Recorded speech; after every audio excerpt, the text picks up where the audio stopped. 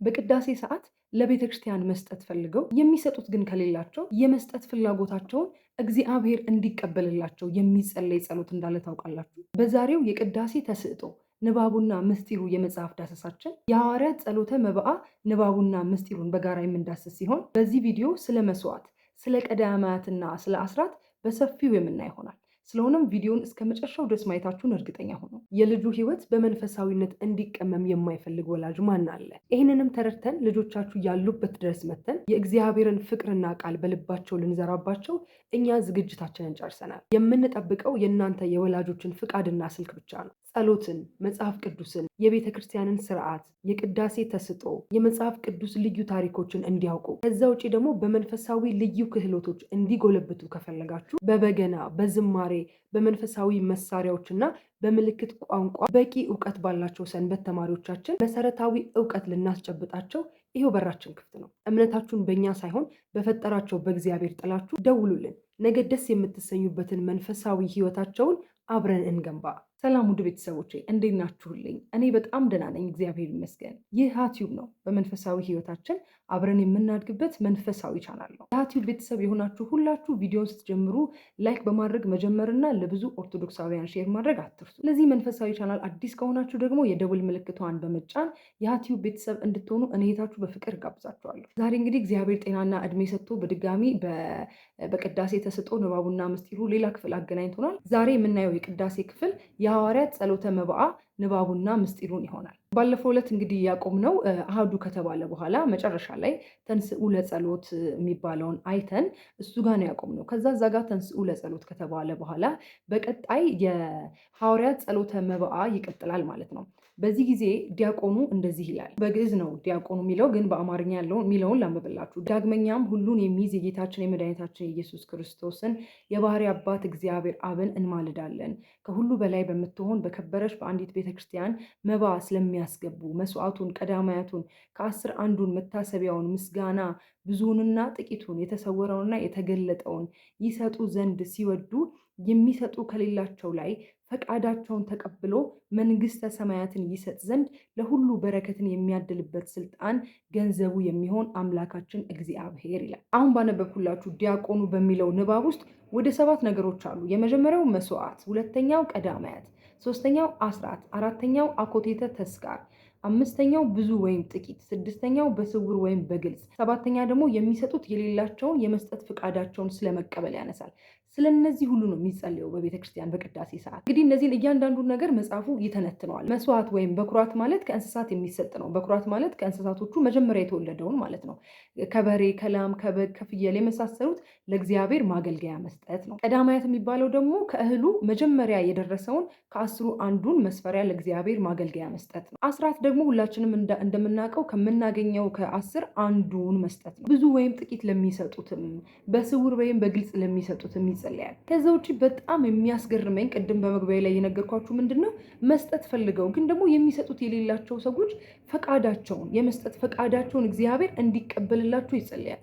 አይደንቃችሁም? ግን ቤተክርስቲያናችን ያዘጋጀችው ስርዓት እንዴት የሚደንቅ እንደሆነ ማለት እንደምታውቁት በመጽሐፍ ቅዱስ በእግዚአብሔር ፊት ባዶ እጅህን አትምጣ ይባላል አይደለ? ይላል መጽሐፍ ቅዱስም እና እንደማይመጣ ሰው ያውቃል። ግን አንዳንድ ሰው በተለያየ ምክንያት ብር እጁ ላይ ባይኖር ግን ደግሞ እንደው ኖሮኝ በሰጠው ቢል ያ ፈቃዱን እግዚአብሔር እንዲቀበልለት ቤተክርስቲያናችን በቅዳሴ ትጸልያለች። በጣም ነው የሚያስገርመው ይሄ ፓርት ማለት ነው። አኮቴተ ተስካር የሚባለው ደግሞ የምስጋና መታሰቢያ ማለት ሲሆን እዚህ ውስጥ 4 ነጥቦች አሉ። አንደኛ ቅዱሳንን ወይም ካህናቱን በምስጋናችሁ ማለትም በቅዳሴያችሁ፣ በማህሌታችሁ፣ በሰዓታታችሁ፣ በኪዳናችሁ አስቡኝ ተብሎ የሚሰጥ ነው። በቅዳሴ መሀል አላስተዋላችሁም? አሜን ተብሎ ሲሰግድ ወይም ስግዱ ተብለን ስንሰግድ መባውን ለቤተክርስቲያን ማገልገያውን የሰጡትን ተብሎ በጣም በጸሎታችሁ አስቡን አትርሱን ብለው የተናገሩትን ተብሎ በጣም ብዙ የስም ዝርዝር ይነገራል አይደለ? እነዛ ሰዎች ለቤተክርስቲያን ማገልገያ ስማቸው በቅዳሴ መካከል እንዲጠራ እና ደግሞ በጸሎት ካህናቱ እንዲያስባቸው የሚሰጡት ነው። እሱ መባ ይባላል ወይም ደግሞ የምስጋና መታሰቢያ ይባላል። እና እንደውም ባለፈው እዚህ ሰፈር ደብራችን ላይ አንድ አባት በዚህ በ16 ቅዳሴ ቢያንስ አንድ ቀን እንኳን በቅዳሴ ስማችሁ መጠራት አለበት እና የተወሰነ ብር ሰጥታችሁ ለቤተክርስቲያን በቅዳሴ መካከል ስማችሁ የቤተሰቦቻችሁም ስም በቅዳሴ ይነሳላችሁ፣ በቅዳሴ መነሳት መታወስ አለበት ብለው ነበር። እና በየቅዳሴው መሀል የሚባለው ያ የተዘረዘረው የሰዎች የክርስትና ስም መባ የሰጡ ሰዎች ናቸው ለቤተ ክርስቲያን ማለት ነው። ስለዚህ አኮቴተ ተስካር ወይም የምስጋና መታሰቢያ ለሚሰጡትም ይጸለያል። ከዚህ ውጭ ለጻድቃን መታሰቢያ እንዲሆን የሚሰጥ ነው። ለምሳሌ ከ1 እስከ 30 ቀናቶች አሉ አይደለም? ለእነሱ መታሰቢያ ተብሎ ሰው ይሰጥ የለ እሱንም ስለሚሰጡት ይመሰገናል ወይም ደግሞ ጸሎት ይደረጋል። ከዛ ውጭ አኮቴተ ተስካር የሚባለው እናንተ ብሩካን ወደ እኔ ኑ አስብሎ አስመስግኖ መንግስተ ሰማያትን የሚያሰጥ ስጦታ ማለት ነው። በእግዚአብሔር አምሳል ለተፈጠረው ሰው ሁሉ ስናደርግ ለኔ ቢጤ ለነዳያን ስንሰጥ እናንተ የአባቴ ብሩካን ወደ እኔ ኑ የሚለውን መንግስተ ሰማያት የሚያሰጥ ስጦታ ማለት ነው። ስለዚህ በአጠቃላይ እነዚህን ሁሉ ለሚሰጡ ሰዎች የሚጸለይ ጸሎት ነው የሐዋርያት ጸሎተ መባዓ የሚባለው ማለት ነው። በነገራችን ላይ አሁን ከላይ ዘረዘርናቸው ቀዳማያት፣ መስዋዕት፣ አስራት የሚባሉት ሁሉ በብሉይም በአዲስ ኪዳንም ላይ የሰፈሩ እንደሆኑ መጽሐፉ ይነግረናል። እንደምታውቁት በብሉይ ኪዳን ሌዋውያን ነበሩ የተመረጡት የመገናኛውን ድንኳን የሚያገለግሉ ህዝቡን ከእግዚአብሔር ጋር የሚያስታርቁ እነሱ ነበሩ እና በብሉይ ኪዳን ለነሱ ነበረ የሚሰጠው ይሄ አስራት ቀዳማያት የሚሰጠው ለነሱ ነበር። እንግዲህ ከላይ የጠቀስናቸው መስዋዕት፣ አስራት፣ ቀዳማያት እንደሚሰጡ በመጽሐፍ ቅዱስ በግልጽ ተጽፏል፣ በብሉይም በአዲስ ኪዳንም። ለምሳሌ ኦሪት ዘሁልቅ ላይ ለሌዋውያን እግዚአብሔር የእስራኤል ልጆች አስራት አድርጌ ሰጥቻለሁ ብሎት ነበር። በኦሪት ዘፍጥረት ደግሞ አብርሃም ለመልከ ጼዴቅ ለካህኑ መልከ ጼዴቅ ከ10 አንዱን እንደሰጠ ይናገራል። በዚሁ በኦሪት ዘፍጥረት ላይ ራሱ ያዕቆብ ከ10 እጅ አንዱን እንደሰጠ ይናገራል። ስለዚህ በብሉይ ኪዳን ይሄ ሁሉ ነገር የነበረ የተጻፈ ነገር ነው። ከዚህ ውጭ ከእህልም ከእንስሳትም ቀዳማያትና በኩራት ይሰጥ እንደነበር በዚሁ በብሉይ ኪዳን ላይ በግልጽ ተጽፏል። እነዚህ ነገሮች ወይ ለማወቅ ከፈለጋችሁ የታሪክ መጽሐፍት የሚባሉትን ሙሴ የጻፋቸውን 5ቱን መጽሐፍት አንብቡ። በተለይ ኦሪት ዘፍጥረት፣ ኦሪት ዘሁልቅ፣ ኦሪት ዘሌዋውያን እና ኦሪት ዘዳግምን እነሱ ላይ ብታዩ በጣም በብዛት ስለ አስራት ስለ ቀዳማያት በደንብ በብዛት ታገኛላችሁ። በአዲስ ኪዳን ደግሞ ስንመጣ ጌታችን ስለ ግብር ለተጠየቀው ጥያቄ የቄሳርን ለቄሳር ወይም የንጉሱን ለንጉሱ የእግዚአብሔርን ለእግዚአብሔር ብሎ ግብር ወይም አስራት ማውጣት እንደሚገባ ተናግሯል በሉቃስ ወንጌል ላይ ማለት ነው። ስለ አስራት ደግሞ በፍትሐ ነገሥት አንቀጽ 18 ላይ በሰፊው ተገልጿል። እኔ ቲክቶክ ላይ በጣም ብዙ ቪዲዮ ሰርች አለው ስለ አስራት። አሁን ትላንትና ይሆናል ቲክቶክ ላይ ስለ እቱ በሰላም ትርጓሜ ምን ማለት እንደሆነ ፖስት ሳድርግ ኮመንቶች እያየው ነበረ። ማለት እስከዛ ድረስ ብቆይ ደስ ይለኝ ነበር፣ ግን ስለ ብር የሚለመነው ነገር ይሰለቸኛል ብለናል አብዛኞቻችን ኮመንት ላይ እና እኔም ምን ነበር እውነት ለመናገር ግን ያ የሆነበት ምክንያት ለምንድን ነው ብለን ራሳችን ብዙ ጊዜ አንጠይቅም አይደለ? ቤተክርስቲያን እኮ የመለመን ፍላጎት አይኖራትም፣ የማገልገል ወንጌልን የማገልገል ነው እንጂ። ያ የሆነበት ምክንያት እኔ ፐርሰናሊ የሚመስለኝ አስራት ስለማናወጣ ነው። ስለዚህ እዛ ቅዳሴ ላይ የሚመጣው ሰው ሁሉ በአግባቡ አስራቱን ቢያወጣ የትኛውም ደብር አይለመንም ነበር። ግን እኛ አስራታችን እናወጣለን ወይ ነው። ስለዚህ ከመጠቆማችን በፊት ቅድሚያ እኛ ማድረግ ያለብንን ነገር ብናደርግ ያ ነገር ላይፈጠር ይችል ነበር እና ስለ አስራት በፍትሐ ነገሥት በጣም በሰፊው ተቀምጠዋል። አስራት ለማን ይሰጣል ይላል መጽሐፉ። በብሉይ ኪዳን ለሌዋውያን ቅድም እንዳልኳችሁ ለሌዊ ልጆች ናቸው የሚሰጡት። ምክንያቱም እነሱ የምስክሩን ድንኳን የሚያገለግሉ ስለሆኑ ሰውና እግዚአብሔርን የሚያገናኙ ስለሆኑ ለነሱ ነበር የሚሰጠው። በአዲስ ኪዳን ደግሞ በክርስቶስ በተመሰረተችው ወይም በ053 ዓመተ ምህረት በፊልጵስዩስ በተመሰረተችው ቤተክርስቲያን መነሻነት በተሰራችው ኦርቶዶክሳዊ ተዋሕዶ ቤተክርስቲያን ውስጥ ለሚያገለግሉ ቅዳሴውን፣ ማህሌቱን፣ ሰዓታቱን በጠቅላላው ዘወትር ለሚያገለግሉ ካህናት፣ ዲያቆናት፣ መዘምራን፣ ሊቃውንትና መምህራን ተቀባይነት በስርዓቱ መሰረት ለቅድስት ቤተክርስቲያን ይሰጣል ማለት ነው። ስለዚህ በአዲስ ኪዳን አስራት የሚሰጠው ለቤተክርስቲያን ነው ማለት ነው። ቅዱስ ጳውሎስም ራሱ በጢሞቴዎስ መልእክቱ ምን እንዳለ መጽሐፉ ይነግረናል። ለካህናት ወይም ለሚያገለግሉ ሰዎች አስራት መስጠት እንደሚገባ ምን ይላል? በመልካም የሚያስተዳድሩ የሚያገለግሉ ቀሳውስት በማስተማር የሚደክሙ እጥፍ ክብር ይገባቸዋል። ይልቁንም በመስበክ መጽሐፍ እህልህን በምታበራይበት ጊዜ በሬውን አፉን አትሰረው፣ ለሚሰራ ደመወዙ ይገባዋልና ይላል። ማለት አሁን ለምሳሌ እህል የሚያበራይ በሬ አለ አይደለ? ምንድን የሚባለው ይሄ መውቃት ነው መሰለኝ አይደል? በእግራቸው እንትን ሲሉት እና የተወሰነውን መብላት አለበት። ምክንያቱም እያገለገለ አይደል በሬው። ስለዚህ አፉን መያዝ የለባችሁም፣ እየሰራ ስለሆነ መብላት አለበት ነው። ስለዚህ ለእኛ ወንጌልን የሚሰብኩን ከእግዚአብሔር ጋር ለሚያገናኙን ለሚያገለግሉን ካህናት እንደዚሁ ነው ማድረግ ያለብን። ለእናት ለአባቶቻችን የምናደርገውን ነገር ይልቁንም ከዛ በላይ ለእነሱ ማድረግ አለብን። ምክንያቱም ዋናውን የነፍስ ስራ እየሰሩ ስለሆነና ቅዱስ ጳውሎስም እንደውም በሐዲስ ኪዳን በግልጽ አስቀምጦታል። ለካህናት ቅድም ለጠቀስናቸው ለቤተክርስቲያን አገልጋዮች መስጠት እንዳለብን ማለት ነው። ሌላው ደግሞ ስለ አስራት እጅግ በጣም ያስደነቀኝ ከዚህ በፊትም ሰርቻለሁ መሰለኝ በዚህ ቪዲዮ በጣም ያስገረመኝ አንድ ነገር ልንገራችሁ። ሌላው በትንቢተ ሚልኪያስ 3:7 በሐዲሱ የግዕዝ መጽሐፍ ላይ ነው ያለው ይሄ ፓርትና ወይም ደግሞ በ2000 ዓመተ ምህረት አካባቢ በታተመው መጽሐፍ ቅዱስ ላይ ነው ያለው። ወደ እኔ ተመለሱ እኔም ወደ እናንተ እመለሳለሁ ይላል ሁሉን የሚችል እግዚአብሔር። እናንተ ግን የምንመለሰው በምንድን ነው ብላችኋል። ሰው እግዚአብሔርን ያሰናክላልን? እናንተ ግን እኔን አሰናክላችሁኛል። እናንተም ያሰናከልን በምንድን ነው ብላችኋል። በአስራት በኩራት ነው። አይገርማችሁ? ይሄ ማለት ትርጉሙ ምን ቢሆን ጥሩ ነው?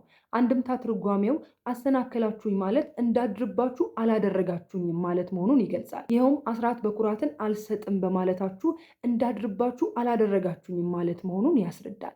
ስለዚህ ከሚያገኙት አስራት ማውጣት የእግዚአብሔር የጸጋው ማደሪያ መሆን ነው ማለት ነው። አይገርማችሁ? አሁን እኛ አስራት መስጠት የሚመስለን በቃ ዝም ብሎ እግዚአብሔር ስለሰጠን ወይ እንዲባርክልን 90ውን እንዲባርክልን 10ሩን መስጠት ወይ ለቤተክርስቲያን መስጠት ብቻ ይመስለናል። ግን እግዚአብሔር እንዲያድርብን ማድረጊያ ነው። አይገርማችሁ? ደግሞ እኮ እግዚአብሔር ይላል እስቲ ኑ እንወቃቀስ፣ እናንተ እስቲ አስራት አውጡና እኔ ወደ እናንተ አልምጣ፣ እስቲ እኔ ወደ እናንተ ፊቴን አልመልስ ይላል። እና እውነቴን ነው የምላችሁ አስራት ዝም ብሎ ብር መስጠት ብቻ አይደለም። በጣም ብዙ ቲክቶክ ላይ አይታችሁ ሊሆን ይችላል። እኔ ፋይናንሴን እንዴት ማኔጅ እንደማድረግ ብለው አንዳንዶች ቪዲዮ ይሰራሉ። አንዳንዶች ህይወታቸው እንደተቀየረ ይነግራሉ። በአስራት በእውነቴን ነው የምላችሁ በጣም ብዙ ነገር ነው የሚሰራው፣ በጣም ብዙ ነገር እና ከሁሉ በላይ ደግሞ የእግዚአብሔር ማደሪያ እንድትሆኑ ያደርጋችኋል። እና ከዚህ ቪዲዮ በኋላ መቼም አስራት የማያወጣ ሰው ይኖራል ብዬ አላስብም፣ እንደ እግዚአብሔር ፈቃድ። ቀጥሎ መጽሐፉ አስራት ማውጣት የሚያሰጠውን በረከት ይነግረናል ማለት ነው። እሺ ይህንም ደግሞ ሰምተን ሞር አስራት እንድናወጣ እንሆናለን ማለት ነው። አንደኛው ከላይ እንደተገለጸው የጸጋው ማደሪያ መሆንን ያሰጣል። ቅድም እንዳልነው እግዚአብሔር በእኛ ላይ እንዲያድርብን ያደርጋል። ሁለተኛው ደግሞ እንደ ሊቃውንቱ እንደ ካህናቱ እግዚአብሔርን የማመስገን ጸጋ ያሰጠናል ብሎ እዚህ ጋር የሚገርም ኤግዛምፕል ይነግረናል። ለምሳሌ አሁን አንድ ሰው ከላም ወተት ቢፈልግ ለላሚቷ ምንድን ነው የሚሰጣት? ሳር ይሰጣታል አይደል? ወተት እንድትሰጠው ብሎ። ስለዚህ ሰውየው ለላሚቱ ሳር ሰጣት፣ እሷ ወተት ሰጠችው። በተዘዋዋሪ ሰውየው ሳሩን በላው ማለት ነው። ሲያስረዳው ምን ይላል? እንደዚሁም ሁሉ እንደ ላም ካህናት ናቸው፣ እንደ ሳር አቅራቢ ደግሞ እኛ ምእመናን ነን። ላሟ ወተት እንደምትሰጥ ካህናት ለሁላችንም ፈጣሪ ምስጋና ያቀርባሉ። የፈጣሪ ምግቡ ምስጋና ነው። በዚህ ሁኔታ ምእመናንም ካህናትም ለፈጣሪያቸው ምስጋና አቀረቡ ማለት ነው። ስለዚህ እኛ ለካህናት አስራት ስንሰጥ እነሱ እግዚአብሔርን ያመሰግናሉ አይደለ? በተዘዋዋሪ እኛ እግዚአብሔርን አመሰግን ነው ማለት ነው። ምክንያቱም ደግሞ ሰው የተፈጠረው በአንድነት ሆኖ እግዚአብሔርን ሊያመሰግን ነው እና ከካህናቱ የምስጋና ስርዓት እኛም እንድንሳተፍ ያደርገናል አስራት ማውጣት። ምናልባት እኛ እነሱ እዛ ማህሌት ሲቆሙ ኪዳን ሲቆሙ እኛ ተኝተን ይሆናል አይደል? አስራት በማውጣታችን ግን ከዛ ምስጋና ስርዓት እንሳተፋለን። በተዘዋዋሪ እኛ እግዚአብሔርን እናመሰግነዋለን ማለት ነው። ሶስተኛ ደግሞ ጸሎቱ ይደርሳቸዋል ወይም ይጸለይላቸዋል። ቅድም እንዳልኳችሁ መባ ለሰጡ ለቤተክርስቲያን ለቅዳሴ ስርዓት መባውን፣ መስዋዕቱን፣ ቀዳማያቱን ለሰጡ ተብሎ ምስጋና ይቀርብላቸዋል አይደለ? ከጸሎቱ ይደርሳቸዋል ወይም ደግሞ ይጸለይላቸዋል በስማቸው። የሰላም አምላክ እግዚአብሔር ፈጽሞ ይቀድሳችሁ ወይም ያክብራችሁ ተብሎ በስማቸው ይጸለይላቸዋል ማለት ነው። እነዚህ ሁሉ በአስራት በመስጠት የሚገኙ በረከቶች ናቸው። ከዛ በመቀጠል ንፍቁ ዲያቆን ጸልዩ በእንተ እለ ያበውኡ መብአ ይላል።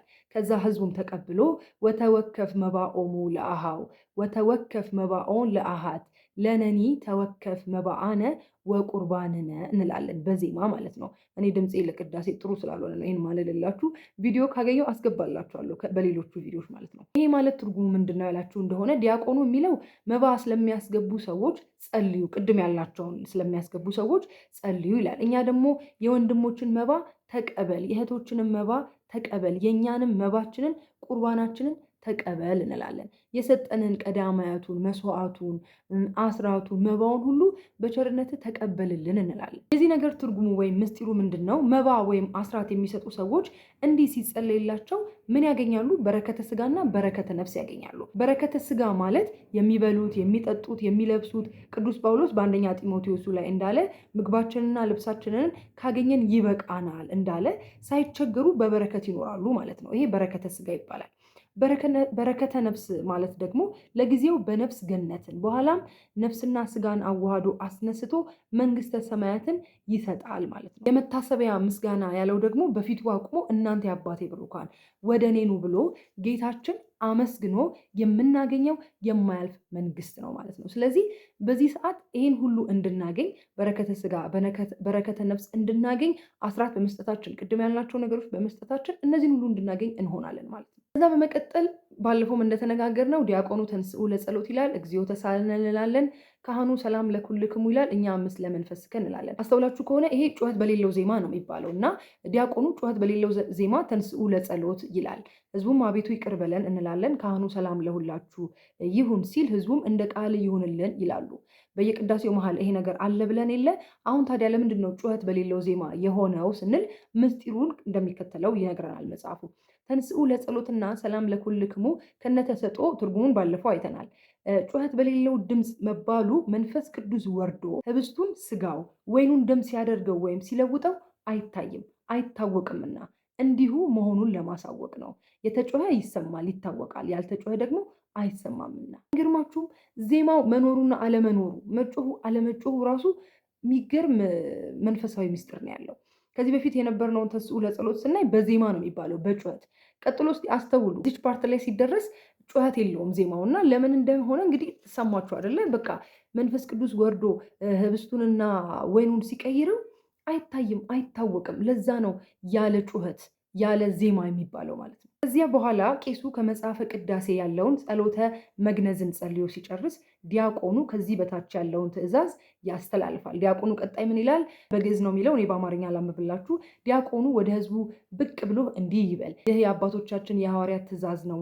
ሰው በልቦናው ቂምንና በቀልን፣ ቅንዓትና ጠብን በባልንጀራው ላይ በማንም ላይ ቢሆን አይያዝ ይላል። የዚህ ምስጢር ምን እንደሆነ ሲነገረን መጽሐፉ አባቶቻችን በሃይማኖተ አበው ሰልስቱ ምዕት ምዕራፍ 20 ከቁጥር 17 በሰው ቂም አትያዝ፣ በሰው ላይ ያለውን ቂም በልቡናው የሚያሳድር ሰው ጸሎቱ በእግዚአብሔር ፊት አይደርስም፣ ማለትም እግዚአብሔር አይቀበለውም ስለሚል አንድ ክርስቲያን በቅዳሴ ጊዜ ሆነ በሌላ ጊዜ ከቂም ከበቀል ጸርቶ መጸለይ አለበት በማለት ክርስቲያኑ እንዳይጎዳ ይህንን ያዘዋል ማለት ነው። ፀሐይ ሳትጠልቅ ቁጣችሁን አብርዱ እንደሚል በኤፌሶን ላይ ማለት ነው። እነዚህ አሁን ቂም ቅንዓት የሚባሉት ነገር ኖረው ሰው ቢጸልይ አይሰማለትም። ስለዚህ ቅዳሴያችሁ ከንቱ እንዳይሆን ይሄን ነገር ሁሉ አትያዙ ነው የሚለን ዲያቆኑ። ከዛ በመቀጠል ስግዱ ለእግዚአብሔር በፍርሃት ይለናል ዲያቆኑ። ከዛኛም ቅድሜ ከእግዚኦ ንሰግድ ወንሴብሐከ እንላለን። ሰግደን ነው። አሁን አንዳንድ ጊዜ እዚህ ጋር ቁጭ ምንል ሰዎች አለን። ቁጭ በሉ አይደለም የተባለው፣ ወይ አጎንብሱ አድንኑ አይደለም የተባለው፣ ስገዱ ነው። ስለዚህ በጉልበታችን መሬታችን አስነክተን መስገድ ይጠበቅብናል። በዚህ ጊዜ ለምን ስግዱ እንደምንባል ደግሞ ምስጢሩን መጽሐፉ እንደዚህ ይነግረናል። ተራዳዊው ቄስ ፍትሐት ዘወልድ የሚለውን ከኃጢአት የሚያነጻውን ጸሎት ሲጸልይ፣ ዲያቆኑ ደግሞ በእንተ ቅዱሳት የሚለውን አጠቃላይ ስለ ካህናት፣ ስለ ምዕመናን፣ ስለ ፍጥረታት በሙሉ የሚጸልዩትን ጸሎት ሲጸልይልን በአካለ ስጋ ወድቆ በህሊና ተዋርዶ የሚጸለይ ጸሎት ስለሆነ በፍርሃት በትህትና ሆነን ሰግደን ወይም ወድቀን መስማት ስላለብን ዲያቆኑ በፍርሃት ሆናችሁ ለእግዚአብሔር ስገዱ ሲል፣ እኛ ደግሞ አቤቱ በፊት ወድቀን እንሰግዳለን እንላለን። ከሰገድን በኋላ ተራዳዩ ቄስ ፍትሐት ዘወልድ የሚባለውን፣ ዲያቆኑ ደግሞ በእንተ ቅዱሳን የሚለውን ያነባሉ አይደለ? ስለዚህ ይሄ ሁሉ የሚነበበው ተሰግዶ ወድቆ በትሁት ልቦና ሆኖ ስለሚባል ነው የግዴታ መስገድ ያለብን። ለዛ ነው አትቀመጡ አታጎንብሱ የምንባለው።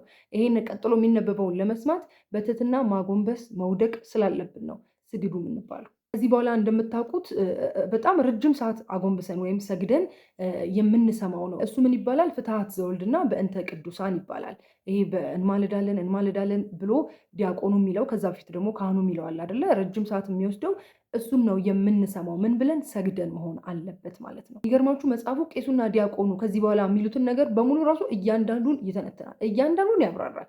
ምን ማለት እንደሆነ እያንዳንዱን ነው የሚተነትነው እና ለዚህ ነው በተደጋጋሚ መጽሐፉን ግዙ እያልኩ እማሳስባችሁ። ከሰገድን በኋላ ቄሱና ዲያቆኑ ያንን ሁሉ ነገር ካሉ በኋላ እንነሳለን። ከተነሳን በኋላ ዑደተ ካህናት ነው አይደል የሚደረገው። እግዚአብሔር እድሜ ቢሰጠንና በሚቀጥለው ብንገናኝ ደግሞ ቀጣዩ ስለሱ ይሆናል። ምስጢሩ ምንድን ነው? ዑደታቸው ምንን እንደሚያሳይ፣ ንባቡስ ምስጢሩ ምን እንደሆነ እምና ይሆናል። እንግዲህ የዛሬው ቪዲዮ ይህንን ይመስላል። እንደተጠቀማችሁበት ትንሽ እውቀት እንደያዛችሁበት ተስፋ አደርጋለሁኝ። እኔ የምሰራላችሁ ቪዲዮ በጣም ትንሹን ነው። እናንተ ቢፈቅድላችሁ እግዚአብሔር ያልኳችሁ ቦታ ሄዳችሁ መጽሐፉን ግዙት። ለላይፍ ታይም ለቅዳሴ ህይወታችሁ የሚጠቅማችሁ መጽሐፍ ስለሆነ ማለት ነው። እንግዲህ እንደምታውቁት ሀብለን ቲቶሪያልስ የእግዚአብሔር ረድኤት አጋዥ በማድረግ በብዙ ቤተሰቦቻችን ቤት በመገኘት ላይ እንገኛለን። ለዚህም እግዚአብሔር ክብሩን ይውሰድ፣ የእሱ ነውና ስራው፣ እሱ ይመስገን። አሁንም ብዙ ወላጆች እየደወላችሁ ነው፣ በጣም ነው የምናመሰግነው። ይሄ መልእክት ያልደረሳችሁ ወላጆች ደግሞ ሀብለን ቲቶሪያልስ ከ5 እስከ 10 ዕድሜ ክልል ውስጥ ያሉ ልጆችን ወላጆች በተለያየ ምክንያት ወደ ሰንበት ትምህርት ቤት መላክ ያልቻላችሁ፣ ሞል ላይ የተባላችሁ ወይም ደግሞ በርቀት ምክንያት የተቸገራችሁ ወላጆች በኦርቶዶክሳዊ እምነትና ስርዓት ባደጉ አሁንም እያገለገሉ ባሉ ሴት ሰንበት ተማሪዎቻችን ቤት ለቤት አገልግሎቱን እየሰጠን መሆኑን ለማሳወቅ እንወዳለን። አገልግሎቱ መንፈሳዊ ብቻ ሳይሆን በጋውም ሲመጣ ዓለማዊም ትምህርትም እገዛ የሚፈልጉ ከሆነ ልጆቻችሁ ሴት ሰንበት ተማሪዎቹ ይህንን አገልግሎት ይሰጣሉ። ይሄ የማስጠናት ስርዓት ክረምቱ ላይ የሚያበቃ ሳይሆን እንደውም በዋነኝነት እስከ በጋ የሚቀጥል መሆኑን በድጋሚ ልናሳስባችሁ እንወዳለን። ከእናንተ የሚጠበቀው ዲስክሪፕሽን ላይ በማስቀምጥላችሁ ስልክ እየደወላችሁ መመዝገብ ብቻ ነው። እግዚአብሔር ቢወድና ቢፈቅድ በሚቀጥለው ደግሞ በሌላ ቪዲዮ እንገናኛለን። እስከዛው ድረስ በያላችሁበት ሰላም ሁኑልኝ። ሁሌም እንደምንለው ክርስቲያናዊ መንፈሳዊነት ዘለዓለማዊነት ነውና የእግዚአብሔር ውዱን ፈቃዱን ፈጽመን የምንናፍቃትን ተስፋ የምናደርጋትን መንግስቱን ለማውረስ የበቃን ያደርገን።